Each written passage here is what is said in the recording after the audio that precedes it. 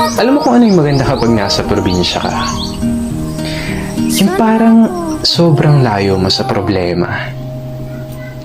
Yung manghuni ng ibon, sariwang hangin, na kahit sobrang bigat ng pakiramdam mo, kapag naranasan mo tong mga to, biglang mawawala na lang. Yung magandang tanawin, tapos yung palaya na ginawa niyong palaruan ng mga kaibigan mo. Sarap talagang bumuhay sa probinsya, no? Yung para talagang napakalayo mo sa problema. Yung parang napakalayo mo sa malupit na sistema ng mundo. Na kapag nasa probinsya ka, mararamdaman mo talaga yung halaga ng sarili mo kesa sa iba. At mapapasabi ka na lang na there's no place like home or like probinsya. At ikaw na nanonood nito ngayon, masaya ako at naparamdam ko sa'yo ang pamumuhay sa isang probinsya.